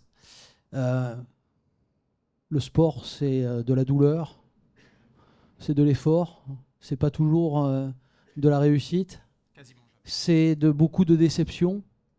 L'entrepreneuriat aussi. On se lance et on ne sait pas si on va s'en sortir, si on va avoir du succès. Qu'est-ce que vous diriez ou qu'est-ce que vous dites à des gamins des cités qui sont aujourd'hui en déshérence culturelle, morale, identitaire, qui ont parfois pour modèle des caïds ou des joueurs de foot qui à 20 ans roulent en Ferrari et dont ils pensent que le succès c'est facile? Qu'est-ce que vous leur dites sur justement la nécessité de l'effort, de l'engagement, peut-être en vain dans le sport comme dans l'entrepreneuriat? Ce qu'a répondu Bernard tout à l'heure. Gagner de l'argent seulement, c'est chiant. Donc ne faites pas n'importe quoi. À un moment, il a dit, quand on fait juste tourner son argent, c'est chiant. C'est une question compliquée parce que forcément, ça prendrait du temps. Il y a une notion aussi de se familiariser avec la personne. Il faut créer un lien de confiance pour passer un message. Ce que ça m'inspire, ce que vous demandez, c'est la question du gagner, pourquoi faire. En sport, ce qui est particulier, en entreprise, il n'y a quasiment jamais de fin. Bernard a décidé à un moment donné qu'il était tout en haut, l'asymptote, mais en sport, quand on est champion olympique, il n'y a pas de compétition au-dessus. Donc il y a cette question qui est venue une fois, quand on a eu un athlète qui est devenu champion olympique, ou quand l'athlète lui-même est arrivé au bout de ses rêves, même si on a réussi à en créer quelques-uns annexes ou attachés, qui ont permis une motivation pendant 4 ou 5 ans. Mais le gagner, pourquoi faire ? Le gagner, c'est pour donner aux autres ensuite. C'est pour avoir la chance en tant qu'entraîneur de rencontrer des gens exceptionnels. C'est pour avoir la chance de travailler avec Paoli Calmette et de comprendre que derrière le sport, ce qu'on a appris en sport peut donner des choses à des gens qui vont aider d'autres personnes. Et que ça, c'est vraiment un sentiment exceptionnel. Et ce que ça m'inspire aussi, c'est de se dire que quand on trouve ce pourquoi on a un petit talent ou un talent, on a une grande chance d'être heureux. Ce que j'aurais envie de crier à ces gamins-là, essayez le foot. Mais moi, j'aimerais bien qu'on commence à développer des projets de natation et water-polo. J'ai un rêve dans la tête qu'on n'a pas encore évoqué, mais d'avoir vraiment un grand tournoi de natation à Marseille, un grand tournoi de water-polo natation pour voir si tous nos talents des cités, s'il n'y en a pas quelqu'un là-dedans qui n'en a jamais mis une seule fois un pied dans une piscine. Si ces gamins-là n'ont finalement pas du talent pour l'eau, ils vont tous aller au football, dans cette machine à broyer où la chance, où le parcours de réussite est encore plus incertain parce qu'il faut aussi avoir la chance de rencontrer le bon entraîneur, le bon sélectionneur, le bon scout qui va venir à certains matchs. Vous pouvez être incroyable quand vous entendez Zidane qui dit « j'ai joué avec des gens meilleurs que moi, comment ça se fait que ces gens-là n'aient pas percé ?» Et tous ces gamins-là, ils vont tous dans la même direction, la drogue ou le foot. Et peut-être que s'ils se jettent dans la piscine, ils ont du talent pour l'eau. On a un garçon, nous, qui était un garçon remarquable, qui s'appelle Mehdi Metella, qui venait de Guyane, qui n'était pas fait pour être nageur au départ. Et sa sœur et lui ont été tous les deux médaillés olympiques et ont transformé leur vie parce qu'ils avaient ce talent-là et que dans les périodes où ils nageaient vite, en tout cas, ils étaient très, très heureux. L'un d'eux est encore très heureux, l'autre est encore en train de nager. Voilà, donc nous, c'est tout ce qu'on peut proposer. On peut proposer le résultat et la victoire, je crois qu'elle n'est pas très importante une fois qu'on a compris ça. C'est le chemin et avec qui on le parcourt qui est important. Parce que sinon, nager, je vous fais une confidence, c'est 3 km/h, une allure d'entraînement de natation. Et une compétition, quand vous allez voir Florent Manodou, on l'espère extraordinaire cet été, s'il gagne, c'est 8 km/h. Voilà, pendant 20 secondes à 8 km/h, c'est extraordinaire. Et on met 20 ans pour passer de 7,9 à 8 km/h. On rentre dans un bassin, on ressort exactement au même endroit, on a mal partout, on pue le chlore. Ça n'a absolument aucun sens ce qu'on fait, on pollue pour rien, sauf qu'on se fait des copains, on souffre ensemble, on rigole ensemble, on inspire des jeunes. Voilà, c'est ça l'histoire, mais il n'y a rien derrière, sauf à ce qu'on y met dedans, quoi. Moi, j'aurais, plutôt que de m'adresser aux jeunes dont vous parlez, je m'adresse à nos responsables politiques. C'est eux qui décident. Le sport fera le reste. J'ai pas besoin de parler aux petits dont vous parlez. Le sport le sport agit. Il faut juste mettre les enfants dans le sport. Et quand je dis il agit, on fera pas le petit dont vous parlez, il fera peut-être pas champion olympique ou professionnel de foot. Mais quoi qu'il arrive, ce sport va lui parler, ce sport va lui apprendre des choses. S'il n'y arrive pas, il aura appris autre chose et il va peut-être lui permettre de trouver sa voie dans une autre activité que le sport professionnel. Parce que le sport professionnel, il ne faut pas vendre du rêve et c'est très peu de place. C'est une adéquation entre des talents naturels et une personnalité qui permet de les exploiter au maximum. Et ça, il ne faut pas vendre le fait que tout le monde l'a. C'est une combinaison. Le sport de très haut niveau, c'est par définition que pour certaines personnes qui vont pouvoir allier une détermination avec des talents hors du commun. Je parle du très haut niveau. Et donc, mais le sport n'apporte pas que ça. Et donc, je m'adresse aux responsables politiques en leur disant utilisez cette magnifique machine à faire des meilleurs êtres humains qu'est le sport, que ce soit dans leur structure mentale et dans leur corps. Mais hélas, ce qui me déprime, c'est que depuis que j'ai fait mes études et du sport en même temps, je constate une très faible évolution sur l'importance. Mais il y a juste une image, la place du prof de PS dans le conseil de classe. Pas besoin de vous faire un dessin. C'est la place du sport dans notre société aujourd'hui. Et c'est, à mon avis, une erreur qui impacte le petit dont vous parlez. Dernière question. Et merci aux 3 invités. Et vraiment, votre douce détermination d'abord, je la trouve très impressionnante et elle fait vraiment du bien. Et justement, je rebondis sur ce que tu viens de dire, Jonathan. C'est la seule déception peut-être qu'on entend dans votre voix, c'est un peu le rapport aux politiques. Et alors ma question, elle va paraître provocatrice, mais finalement elle est assez sérieuse. En vous écoutant tout à l'heure sur le politique, je repensais au dernier remaniement, le mariage du ministère de l'Éducation nationale et du ministère des Sports sous la casquette de la même ministre n'a pas été une réussite. Mais au-delà de cette péripétie politique, est-ce que, d'après vous, pour les grands éducateurs que vous êtes, est-ce que, d'un point de vue politique public, que le sport et l'éducation soient menés ensemble? Est-ce que ça fait du sens dans ce que j'entends de vos propos? Ça fait du sens si on s'en occupe vraiment. Enfin, comme l'a dit Romain ou Bernard, je ne sais plus, il y a à mon avis un vrai travail à faire sur le rôle des clubs dans l'éducation. Il y a certains pays où l'école finit tôt et on passe le relais au monde du sport, à l'écosystème du sport, où les associations, qu'elles soient culturelles, musique ou sportives, prennent le relais. Il y a eu une tentative il y a 4-5 ans de ça, mais on ne met pas de moyens. Donc on disait on va faire du temps périscolaire, les enfants vont être libérés plus tôt, mais les parents ne peuvent pas venir les chercher à 3 heures. Et les écoles n'ont pas les moyens de prendre des éducateurs pour leur faire du sport, donc ils sont devant une télé. Moi, je l'ai vécu avec mes enfants. Ils attendent que les parents arrivent à 17 heures pour les reprendre. Que tu le mettes ensemble ou que tu t'en occupes séparément, il faut t'en occuper. Et Bernard l'a bien dit, c'est une question de moyens. À un moment donné, c'est OK, le sport, ça devient stratégiquement important. On met des moyens au niveau du ministère des Sports pour vraiment agir de manière concrète. Quand je dis j'en veux aux politiques, c'est pas les personnes. Il n'y a rien de personnel. Moi, la politique et les partis politiques, ça m'intéresse pas. C'est que j'aimerais que ce soit vraiment qu'on le voit comme une opportunité et que les politiques se disent, et l'idée un jour, dire tiens, pourquoi pas le sport ? Pourquoi on ne mettrait pas l'accent sur le sport et que le sport deviendrait un fil conducteur de beaucoup de problèmes sociétaux ? C'est ça que je dis. Et que tu mettes l'éducation et le sport ensemble ou pas, au final, c'est une question de moyens, de détermination à le faire. Juste un petit commentaire peut-être. Si la politique était ce qu'elle était à l'origine de nos civilisations, on ne se poserait pas ce genre de questions. Parce que la politique aujourd'hui, c'est quelque chose qui ne vise que le court terme, le très court terme, l'échéance électorale, les équilibres électoraux, etc. Bon, et là-dedans, que ce soit le sport ou d'autres enjeux considérables de nos sociétés, ça disparaît en termes de priorité. Donc, je ne sais pas ce qu'il faut faire, mais moi, en tant que citoyen d'un certain âge, j'ai vu beaucoup de choses et je les ai vues évoluer dans ce sens négatif, de plus en plus. Et je crois que tout le monde peut faire... on n'a pas besoin d'avoir 85 ans, même si on n'en a que 45. Sur les 20 dernières années, on peut voir cela, déjà. Et pourtant, ces 20 dernières années, c'est la suite des 40 qui les ont précédées.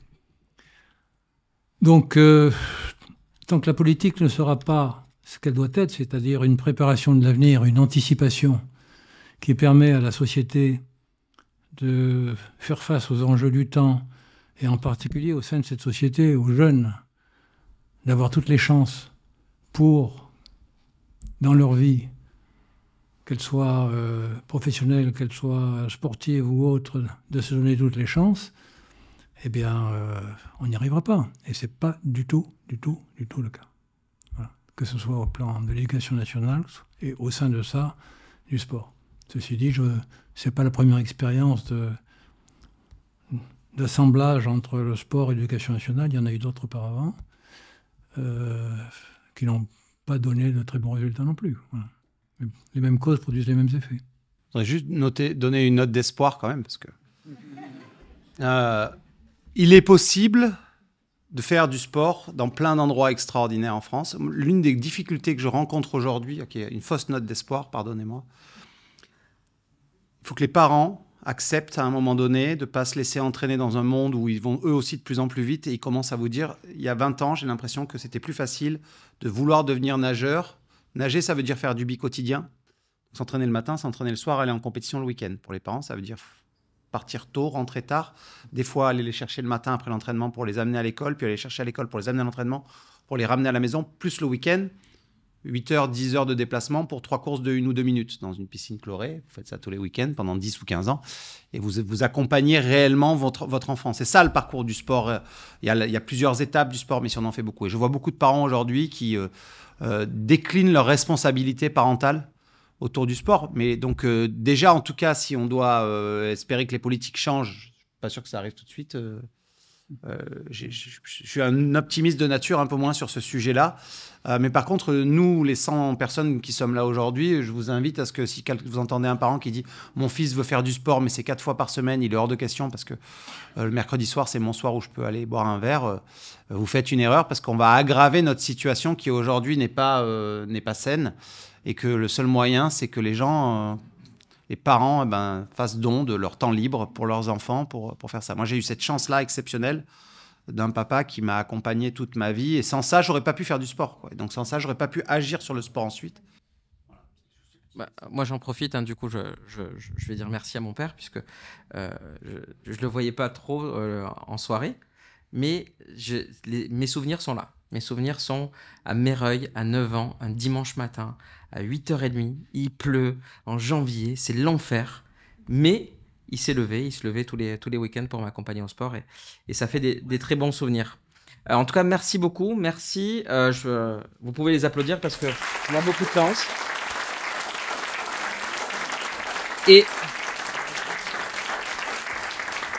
on en profite. Bernard, votre premier trophée de l'année ? Vous pouvez le mettre fièrement, mais c'est le trophée des Olympiques qu'on remet à chacune des clubs, en tout cas, qui nous accueillent.